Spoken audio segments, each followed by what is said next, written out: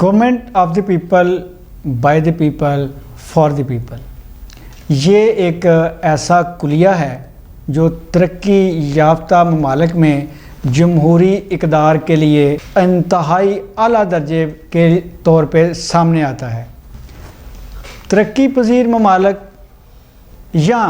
جمہوریت جہاں ابھی اپنے پر نکالنے کی کوشش کر رہی ہے، ان ممالک میں پاکستان جیسے ممالک کا نام بھی آتا ہے۔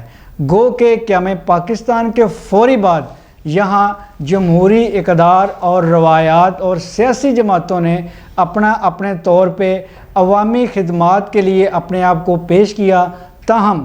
جہاں پاکستان کے استحکام کا نام لے کر سیاسی جماعتیں منظر عام پہ آتی ہیں،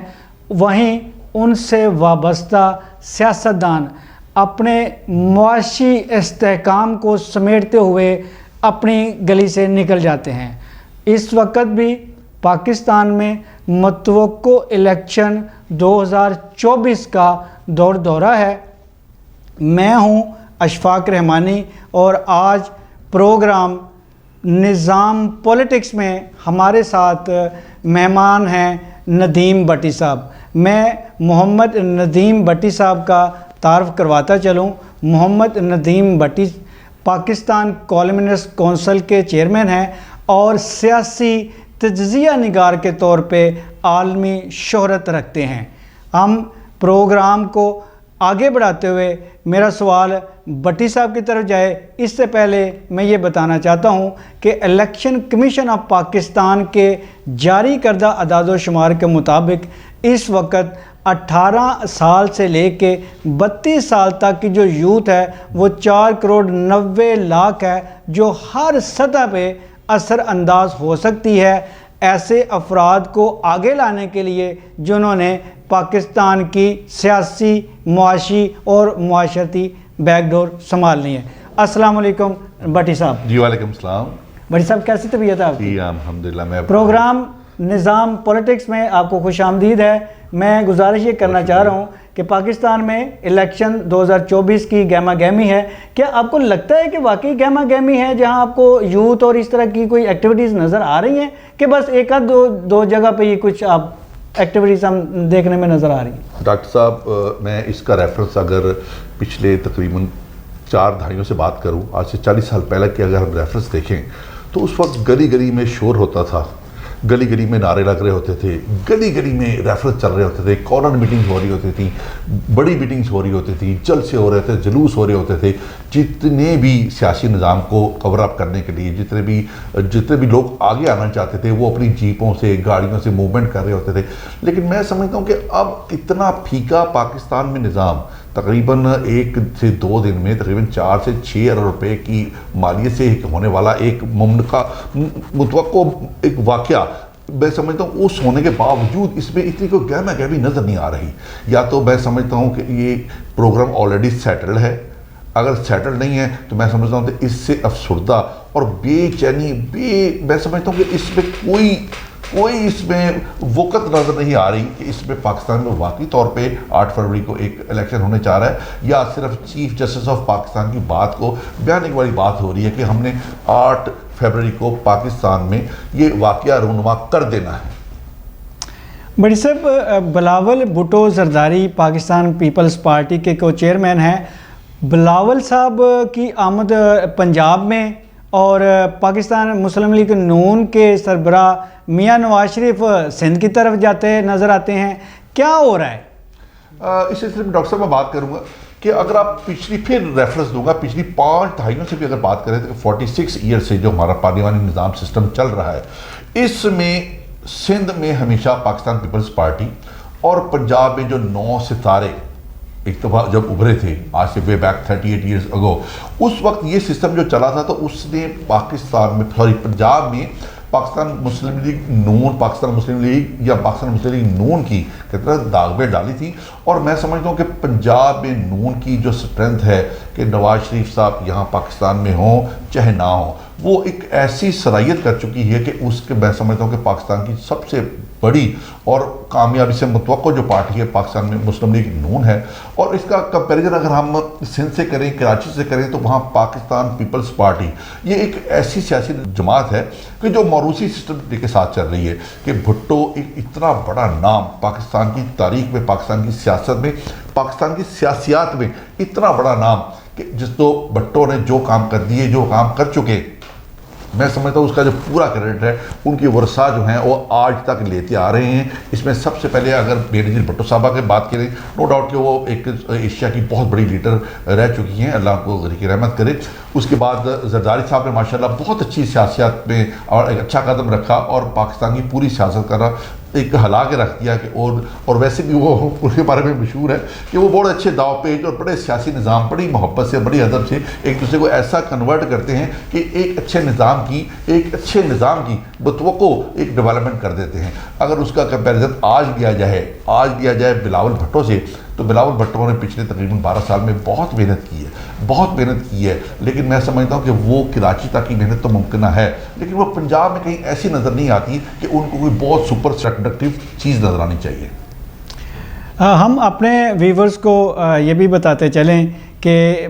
اس سے پہلے کہ میں بڑی صاحب کی طرف ایک نیا اینگل اور نیا سوال لے کے جاؤں، اپنے ویورز کو کچھ تازہ ترین سیاسی صورتحال سے بھی آگاہ کرتے چلیں. استحکام پارٹی جہانگیر تارین صاحب کی اور علیم خان جو اس وقت لاہور میں پورے عروج کے ساتھ مسلم لیگ نون کے ساتھ مل کے اپنے الیکشن کو آگے بڑھا رہے ہیں، یہاں پہ سیاسی تجزیہ نگاروں کا یہ بھی کہنا ہے کہ پنجاب میں پہلی خاتون وزیر اعلیٰ کے طور پہ نون لیگ محترمہ مریم نواز کے لیے نہ صرف ورکنگ کر رہی ہے بلکہ سیاسی اکھاڑے میں علیم خان بھی بطور وزیر اعلیٰ اپنے آپ کو بڑھتا پھلتا اور پھولتا دیکھ رہے ہیں. بڑی صاحب، جیسا کہ ابھی ہمارے ٹاپک میں یہ بات سامنے آئی ہے کہ الیکشن میں ہمیں اس انداز سے جس انداز سے الیکشن ہالز بنتے تھے، چائے چاری ہوتی تھی، جلیبیاں چاری ہوتی تھیں، بلے بلے چارہ ہوتا تھا، ڈول ڈمکا چارہ ہوتا تھا، سارا کچھ اس وقت نہیں ہے. ڈول ڈمکے کی تھاپ پہ نوجوان، جو میں نے ابھی گزارش کی ہے، کیونکہ 5 کروڑ کے قریب نوجوان نے اس وقت ووٹ ڈالنا ہے، وہ آپ کو بنگڑا کیوں نظر نہیں آ رہا؟ اور دوسرا یہ ہے کہ بزنس مین کمیونٹی کی انوالومنٹ آپ پولیٹکس میں کس نظر سے دیکھتے ہیں؟ اس سلسلے میں بہت لمبا آپ کا سوال ہو گیا ڈاکٹر صاحب. اس کو اسٹیپ بائی اسٹیپ میں جواب اس طرح دوں گا کہ پاکستان میں دیکھیں موروثی سیاست کا اثرات یہ ہیں کہ محترمہ اس وقت نواز شریف صاحب کی جو بیٹی ہیں، ٹھیک ہے، مریم نواز شریف، وہ بھی اپنی تقریباً 12 سال سے 13 سال سے آنکھ تھک محنت کر کے کام کرنے کی یہ کوشش کر رہی ہیں کہ وہ اپنے آپ کو اہل ثابت کرنے کی کوشش کر رہی ہیں کہ وہ پاکستان کے لیے سب سے سوٹیبل لیڈر ثابت ہوں. نو ڈاؤٹ جو بندہ جتنی مملکت کے لیے حکومتی لیول پہ ایک سامنے آ کر ایک اچھی امکانات سے کام کرنے کی کوشش کرتا ہے، تو میں سمجھتا ہوں کسی کو بھی حق حاصل ہے. خاص طور پہ جو سیاسیات اور سیاسی پارٹیز ہیں یہ آنا چاہیں تو ہمیں 100 بسم اللہ، ہمیں کوئی اعتراض نہیں ہے، لیکن آبجیکٹیو صرف یہی ہے کہ اس میں نہ صرف ذہنی ہم آہنگی کا ڈفرنس آئے. اگر ذہنی ہم آہنگی کا ڈفرنس آتا ہے تو کوئی کہتا ہے میرے ساتھ جاتی ہے، کوئی کہتا ہے میرے ساتھ جاتی ہے. ان سیاسیات کے اگینسٹ جو کام ہوتے ہیں ڈاکٹر صاحب، وہ ذہنی ہم آہنگی کا شکار ہو کر ملک میں انتشار پھیلاتے ہیں، اور ملک میں انتشار پھیلاتے ہیں تو جو ہمارا ادارہ جاتی نظام ہے ان کو دعوت دی جاتی ہے کہ ان کو سٹاپ کیا جائے. تو جیسے جس طرح آپ نے دیکھ ہی لیا ہے، جو ایک پی ٹی آئی کے ساتھ جو ایک پوزیشن آپ کے سامنے بنی ہے، جو ان کو ایک عبرت کا نشانہ یا نشان بنایا جا رہا ہے، میں سمجھتا ہوں یہ بھی ایک زیادتی کا زمرہ ہے. جی بڑی صاحب، پاکستان میں مذہبی جماعتیں بڑی ورکنگ کے ساتھ سامنے آتی ہیں، لیکن ایک عرصہ ہوا مذہبی ووٹر ہونے کے باوجود مذہبی سیاسی جماعتیں اپنے حکومت نہیں بنا پاتی. اس کی بنیادی وجہ آپ کیا سمجھتے ہیں؟ ڈاکٹر صاحب، اس سلسلے میں بات کروں گا کیونکہ اسلام سب سے پہلے کہ اسلامک موومنٹ پاکستان میں ہونی چاہیے، لیکن یاد رکھیے گا کہ ایک معاشرے کو چلانے کے لیے مختلف اذہان کی ضرورت ہوتی ہے کہ نہ صرف لوکل انڈسٹری کو، لوکل موومنٹ کو یا لوکل معاشرے کو دیکھیں، ہمیں ایک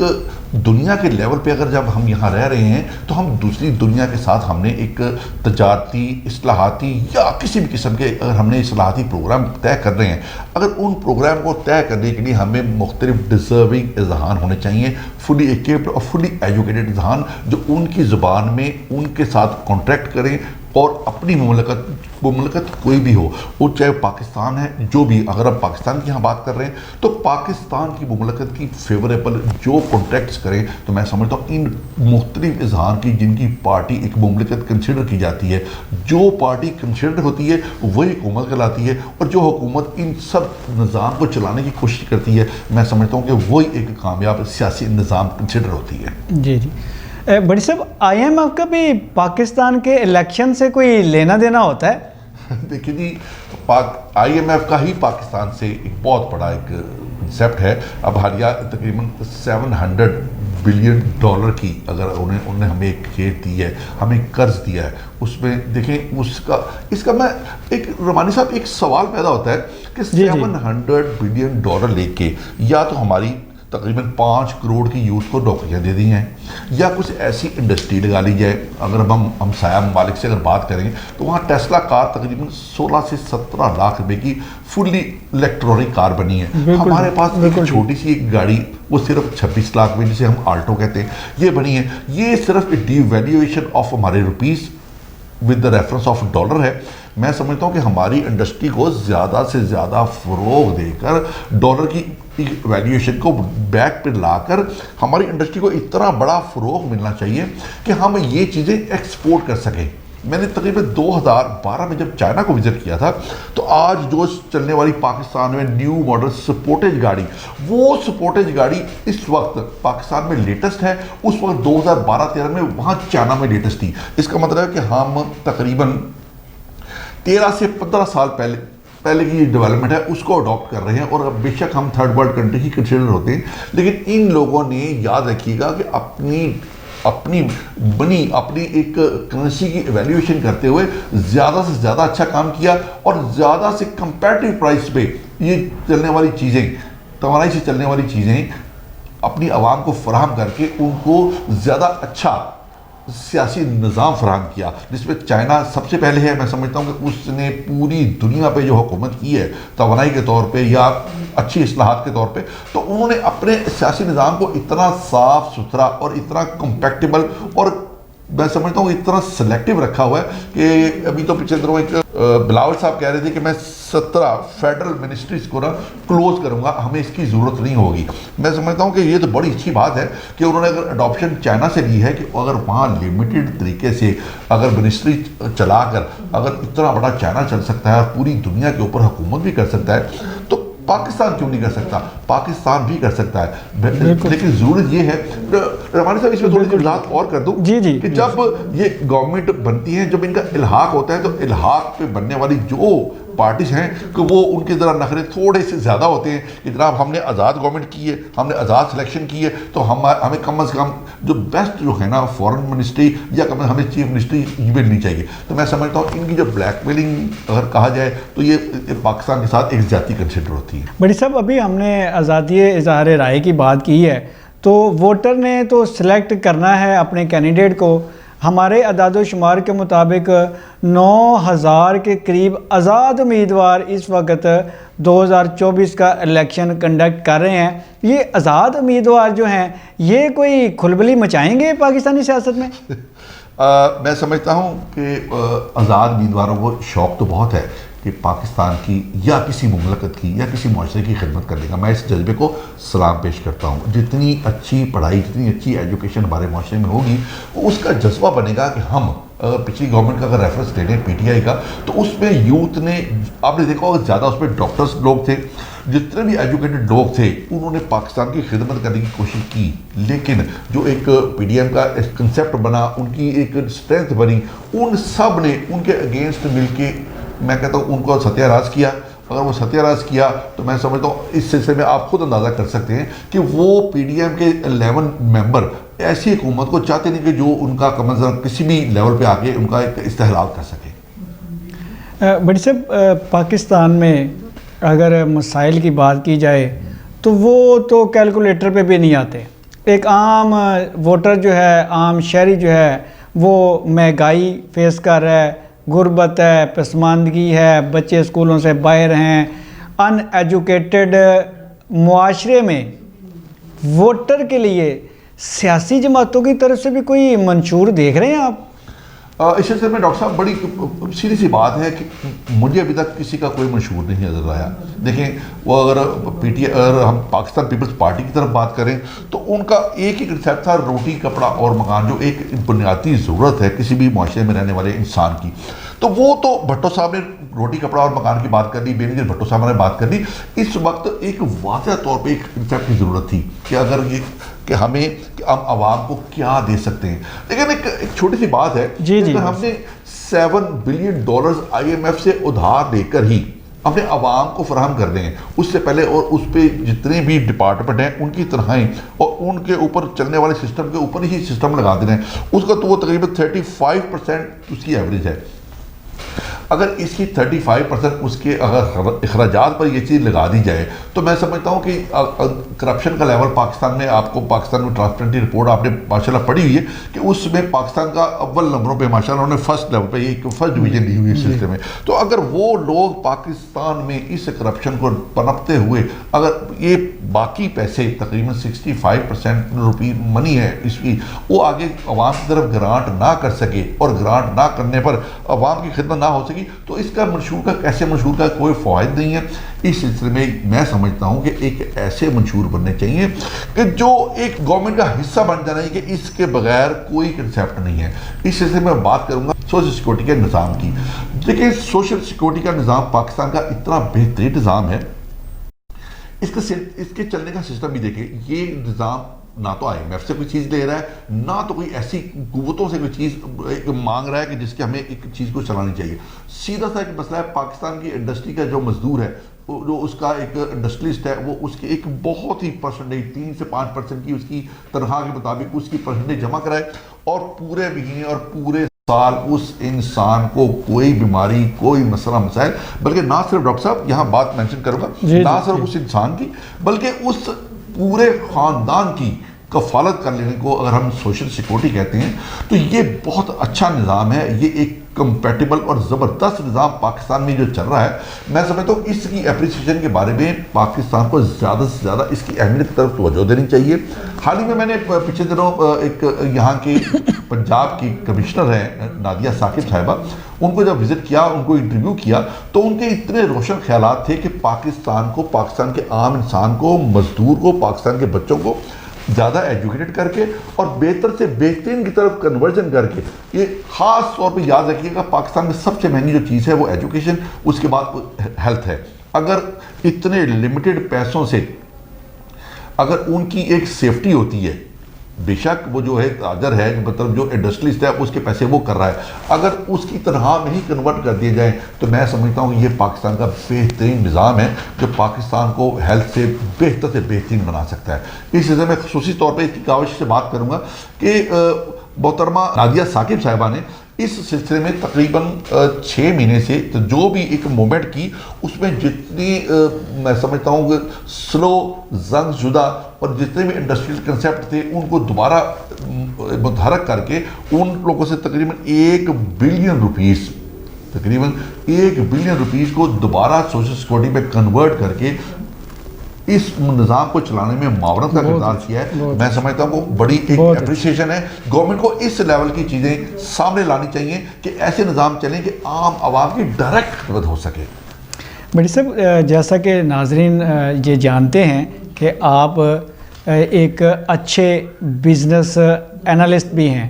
پاکستان میں بزنس مین اگر کوئی ٹاپ لیول ٹائکون کی 2-3 میں بات کروں تو APCCI کی اور پھر لاہور چیمبر آف کامرس کے افتخار ملک صاحب ہوں، چاہے ملک ریاض ہوں، یہ پاکستان میں جو سیاسی کلچر میں بزنس مین آزادی کے ساتھ کیوں نہیں آ سکتا؟ اس کے حوالے سے بھی کچھ ناظرین کو بتانا پسند کریں؟ ڈاکٹر صاحب، اس سے میں بات کروں گا کہ سیاسیات اور تجارتی نظام یہ دو مختلف پہلو ہیں. سیاسیات بے شک ایک عوام کی ایک ڈائریکٹ خدمت کے نام کو منسوب کیا جاتا ہے، لیکن میں سمجھتا ہوں کہ جو تجارتی نظام ہے، انڈسٹریل سسٹم جو ہے، وہ نہ صرف آپ ایک انڈسٹری کا انعقاد کر کے اس کی پریکیورمنٹ کر کے ڈائریکٹ 300 سے 500 لوگوں کو، تقریباً ایک فیملی کے 8 سے 10 افراد ہیں، تقریباً آپ 500 سے ڈائیورشن دیں 8 سے، تو تقریباً آپ 5 سے 10 ہزار لوگوں کو ڈائریکٹ آپ نے پالنا شروع کر دیا، ڈائریکٹ خدمت کرنی شروع کر دی. اس سلسلے میں بات کروں گا، اگر تہار ملک صاحب نے اپنی انڈسٹری کے ساتھ ساتھ ممتاز ہاسپٹل ایک بنیاد ڈالی، تو یہ میں سمجھتا ہوں کہ جس میں فری ہاسپٹلائزیشن، فری علاج کے لیے ایک بہت بڑی بات ہے. یہ وہ کام ہو رہا ہے کہ جو اسٹیٹ کر رہی ہے، ویلفیئر اسٹیٹ کا کنسیپٹ، یہ لوگ اس کی معاونت کر رہے ہیں. اس کے ساتھ ساتھ دیکھا جائے تو بڑے ایک ہمارے ینگ لیڈر ہیں کاشف یونس مہر صاحب، انہوں نے بھی اس چیز سے متاثر ہو کے عرصہ دراز سے وہ رابعہ ویلفیئر ہاسپٹل کے نظام کو چلا رہے ہیں کہ وہ شمالی لاہور میں اگر دیکھا جائے، میں نے پرسنلی بھی اس چیز کو وزٹ کیا ہے کہ وہ نظام کو دیکھا جائے تو وہاں اتنے غریب لوگ ہیں کہ جن کو ایک پیناڈول کی گولی میسر آنا بڑا مشکل ہے. تو میں سمجھتا ہوں کہ رابعہ ویلفیئر سوشل ہاسپٹل کے نظام کو چلانے میں جو سینئر نائب صدر کاشف یونس مہر صاحب لاہور چیمبر آف کامرس سے کنسرن کرتے ہیں، یہ بڑے اچھے ایک اچھوتے اور ینگ لیڈر ہیں کہ جو واقعی اور حقیقی طور پہ عام عوام کی خدمت کرنے کا جذبہ رکھتے ہیں. لیکن میں سمجھتا ہوں ڈاکٹر صاحب آپ کی وہ بات کہ اگر وہ جذبہ اس لیول سے چلتا رہے تو اپنے ہاتھ سے چلتا رہے تو چلتا رہے گا. اگر اس کو حکومتی نظام کی طرف سے کنورٹ کرنے کی کوشش کریں گے تو اس میں جو روڈیٹ کھانے والے لوگ ہیں وہ کرپشن کریں گے، لوگوں کی طرف دوائیاں نہیں پہنچائیں گے، لوگوں کی طرف خدمت نہیں ہو سکے گی. تو اس لیے سے وہ اس چیز پہ ہیسٹیٹ کرتے ہیں، وہ اس چیز سے مبرر رہتے ہیں. بٹ صاحب، ابھی پروگرام کے دوران ہماری جو ٹیکنیکل ٹیم ہے انہوں نے آپ کی طرف ایک میسج ریفر کیا ہے دوران ریکارڈنگ. وہ میسج یہ ہے کہ ایک دوست نے رپلائی کیا ہے کہ جب بھی میں جہاں بھی کوئی گفتگو شروع کرتا ہوں تو اس سے پہلے میں ایاک نعبد و ایاک نستعین جب بولتا ہوں تو لوگ فوری طور پہ مجھے پی ٹی آئی کا ورکر سمجھ لیتے ہیں. تو آپ یہ فرمائیے کہ یہ جو عدم برداشت ہے، اس کا کلچر نوجوانوں میں کافی شدت آئی ہے، کیا وجوہات ہیں اور کیا مشورہ دینا چاہیں گے آج کے ووٹر کو کہ وہ اسٹیبلش کریں ڈیموکریسی کو اور اپنے مسائل کی طرف توجہ دیں؟ لیکن یہ جو رجحان ہے، اس حوالے سے بھی تھوڑا سا نوجوانوں کو آپ کوئی میسیج دینا چاہیں. ڈاکٹر صاحب، اس سلسلے میں سب سے پہلے میں بات کروں گا جمہوریت کا کنسیپٹ عوام کی خدمت، عوام کے لیے اور عوام سے. ڈاکٹر جوئل گارنر جو پروفیسر ہیں اور ارسطوٹل ارسطو کے بعد پروفیسر جوئل گارنر نے جو ایک جمہوریت کی تعریف کی تھی نا کہ لوگوں کی حکومت لوگوں کے لیے، لوگوں سے ہی، اگر اس کا کنسیپٹ کیا جائے تو اس سلسلے میں جو نام میں پہلے بیان کر چکا ہوں، کاشف مہر صاحب کا اور تہار ملک صاحب کا، اس طرح بڑے بڑے اور لیڈر ہیں، انشاءاللہ وہ بھی نام مزید یاد آنے پہ میں آپ کو بتا دوں گا. یہ لوگ ڈائریکٹ اپنے ہاتھ سے جب کسی عام عوام کی خدمت کرتے ہیں تو میں سمجھتا ہوں وہ سیٹسفائی فیل کرتے ہیں کہ ہم جو کام کر رہے ہیں. لیکن آج کل ذاتیات اور ان ایجوکیشن کا لیول اتنا بڑھ چکا ہے کہ اگر وہ قرآن کی کوئی آیت بھی پڑھتا ہے تو اس کا مذاق اڑا دیا جاتا ہے کہ یہ کیا بات کر رہا ہے. اگر اس کا اردو میں بات ترجمہ کیا جائے تو وہ اللہ سے دعا ہے کہ یا اللہ مجھے سیدھے راستے پہ چلانا، سیدھے راستے پہ چلانا اور بروں سے بچانا. تو اس میں کوئی سی بات نہیں ہے. یاد رکھیے گا، عام معاشرے میں، مملکت میں بات کروں گا، سیاست کا لیول دیکھیں تو مملکت میں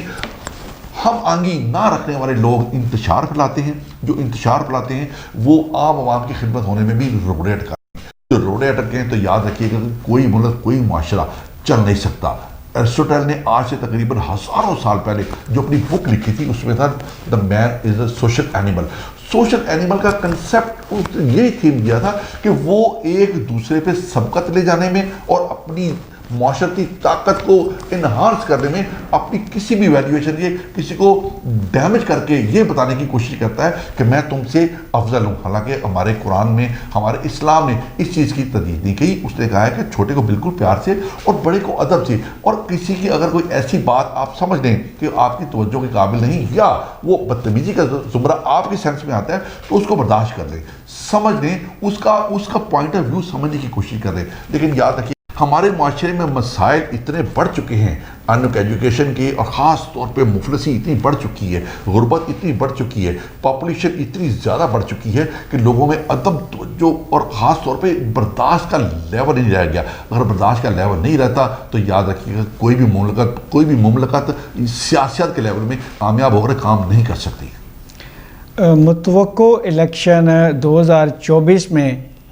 سب سے بڑا سبق ہمارے لیے یہ ہونا چاہیے کہ ہم نے اپنا ووٹ، اپنا حق رائے دہی پاکستان میں تعلیمی اویئرنیس کے لیے، پاکستان میں امن کے قیام کے لیے، پاکستان کے استحکام کے لیے اور اداروں کی مضبوطی کے لیے یقینی طور پہ اپنا ووٹ کاسٹ کرنا ہے۔ جمہوریت کا یہی حسن ہے کہ اپنے مسائل کا واحد حل آپ اپنا ووٹ کاسٹ کر کے ریاست میں قوانین کو رائج کرنے اور ان کی مضبوطی کے لیے آگے بڑھتے رہتے ہیں۔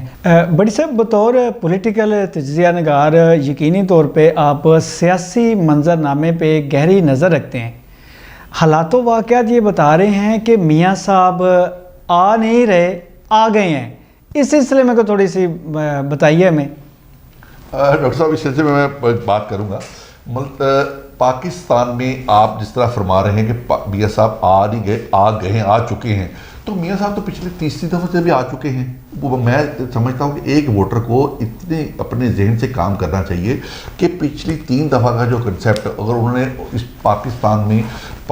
ہونے والے جو بھی انتخابات ہیں، انہوں نے اگر نواز شریف صاحب کو بہتر سے بہترین پایا ہے تو ان کو ضرور ووٹ دیں۔ اگر اس میں مزید بہتر سے بہترین تبدیلی لانے کے بعد اس احکامات کو سمجھتے ہیں تو اگر ان کو اپنے ذہن اس پہ زور دینا پڑے گا کہ میں نے کس کو ووٹ دے کے پاکستان کی بہتری کے لیے اور پاکستان کی اجتماعی ترقی کے حصول کے لیے بات کرنی ہے۔ اس سلسلے میں عام ووٹر کو یاد رکھیے گا اپنا ایک ووٹ ایک امانت کے طور پہ پاکستان کی مجموعی حیثیت اور طبعی حیثیت کو تبدیل کرنے میں ایک امانت کے طور پہ ایک حقیقی ووٹر کے طور پہ کام کرنا ہوگا۔ اگر وہ اس سلسلے میں سیریس ہو کے کام نہیں کریں گے تو میں سمجھتا ہوں کہ پاکستان مزید ترقی کرنے سے قاصر رہے گا۔ پاکستان کی بڑی صاحب سیاسی تاریخ یہ بتا رہی ہے کہ بے نظیر صاحبہ ہوں، مرحوم شہید نواز شریف صاحب ہوں یا عمران خان، لاہور نے وزیر اعظم چنا ہے اور اس وقت لاہور میں ہمیں نون لیگ ہی نظر آ رہی ہے۔ اس کو کس نظر سے دیکھتے ہیں؟ کیا واقعی نواز شریف چوتھی بار کرسی سنبھالیں گے؟ ڈاکٹر صاحب، چوتھی سے پانچویں سے چھٹی دفعہ مجھے کوئی اعتراض نہیں ہے، یا ہمیں پاکستان کے لیول پہ کسی کو کوئی اعتراض نہیں ہے کہ کوئی چوتھی دفعہ کرسی سنبھالتا ہے یا پانچویں دفعہ۔ آبجیکٹیو صرف اپنے یہ دیکھنا ہے کہ پاکستان کی خطرناک ترین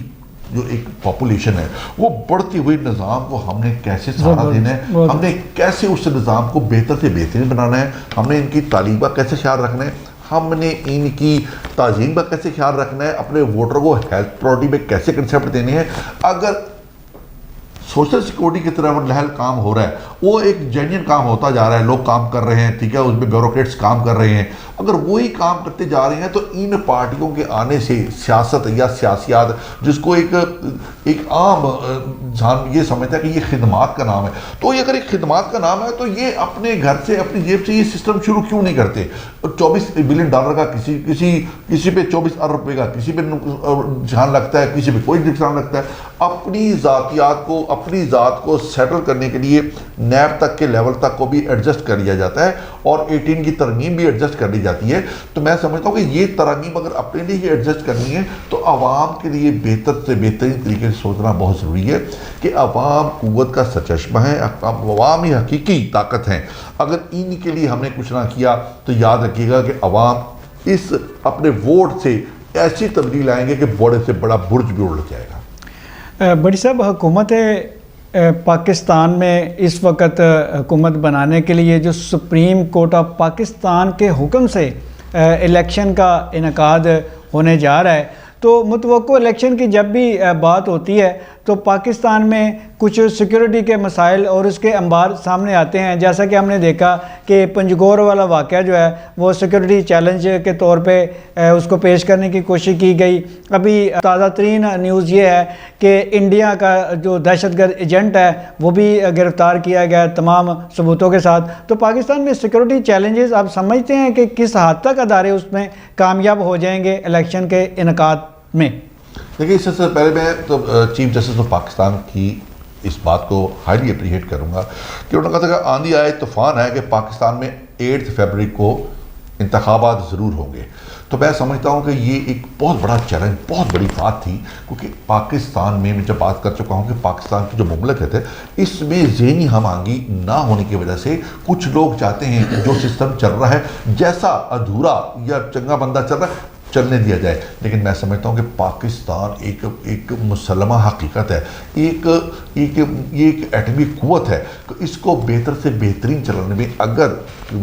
سیاسیات یا سیاسی سے پارٹیاں اپنا کردار ادا کرنا چاہتی ہیں تو بڑے اچھے طریقے سے کریں، لیکن شرط صرف یہی ہے کہ عام عوام کی بہبود جو سب سے پہلے، جو سب سے ضروری ہے. اگر یہ نہ ہوگی تو میں سمجھتا ہوں تو نہ تو صرف عوام کے ساتھ جاتی ہے، انسانیت کے ساتھ جاتی ہے. اور اگر انسانیت کے ساتھ جاتی ہے تو اس جس انسان نے کے ساتھ جاتی کی تو وہ اپنا ٹھکانہ جہنم سمجھے. اور اس سلسلے میں مزید بات کروں گا کہ اگر پنجگور کے علاقے میں اگر ایران سے کچھ ایک حملہ ہوا تو اس کو بھی پاکستان کے انتخابات پہ حاوی کرنے کی کوشش کی کہ انتخابات نہ ہوں. میں سمجھتا ہوں کہ یہ کیونکہ ہم سینٹرلائزڈ ہیں، ہم ایران سے منسلک ہیں، ہم افغانستان سے ہیں، یہاں انڈیا سے ہیں، نیپال سے ہیں، سارک لیول ہم دیکھیں تو ہم ان میں ایک جھگڑے ہوئے ملک بنے ہوئے ہیں. تو اگر ان کی چھوٹی چھوٹی اگر مطلب بیریئر کے اوپر سے چھوٹے موٹے ایکٹیویٹی ہوتی ہے تو میں سمجھتا ہوں یہ کوئی ایک عام لیول کا پرابلم ہے. اس کو ہمارے پاکستان کی تاریخ کو اور پاکستان کی ایک حقیقی سرچمہ جو ہے اس کو خراب ہونے میں معاونت کا کردار نہیں ہونا چاہیے، بلکہ جو بھی چھوٹے چھوٹے لیول ہیں تو ان کو جو ہے جوائنٹ آف ملٹری سٹاف جو ہمارے ہیں عاصم منیر صاحب اس کو بہت بہترین طریقے سے آبزرو کرتے ہیں اور آبزرو کر بھی رہے ہیں. اور اگر ہم پنجاب کے لیول کی بات کریں تو سیکورٹی کی بات کریں تو انسپیکٹر جنرل پنجاب پولیس نے پورے پنجاب میں اتنے زبردست انتظام کیے ہیں الیکشن کمیشن کے ساتھ مل کر کہ زیادہ سے زیادہ سیکیورٹی عام عوام اور ووٹر کو زیادہ سے زیادہ فراہم کی جائے گی کہ جس سے عام انسان اور عام ووٹر ووٹنگ سیکشن پر آ کر اپنی مرضی کے ساتھ جو جس کے ووٹ ڈالنا چاہے وہ ووٹ ڈال سکے گا. اس سلسلے میں جنرل عاصم منیر صاحب حکومتی لیول پاکستان کے لیول پر اور پنجاب کے لیول پر میں اپریشیٹ کروں گا ڈاکٹر عثمان انور صاحب اور خاص طور پہ لاہور پہ جو ہیں سی سی پی او لاہور بلال صدیق کمیانہ صاحب. انہوں نے بہت اچھی آرگنائزیشن کے لیول پہ اور بہت اچھے طریقے سے سیکیورٹی کو آرگنائز کر رہے ہیں. اور مجھے امید ہے کہ 8 فروری کا جو ایک مطلب الیکشن ہونے جا رہا ہے بڑا کول اینڈ کام ہوگا اور پاکستان کی پروڈکٹیوٹی کے لیے بڑا ایک قابل قبول ہوگا انشاءاللہ. پروگرام نظام پولیٹکس میں میں ہوں اشفاق رحمانی. نئے پروگرام کے ساتھ نئے مہمان کے ساتھ آپ کی خدمت میں دوبارہ حاضر ہوتے ہیں. گھر وہی مضبوط ہوتے ہیں جہاں رشتے مضبوط ہوں. آپ ذرا رشتوں کو مضبوط کیجئے. گھر کی دیواروں اور چھتوں کو تو ہم مضبوط بنا ہی دیں گے. ماڈل اسٹیل، آؤ ایک مضبوط گھر بناتے ہیں.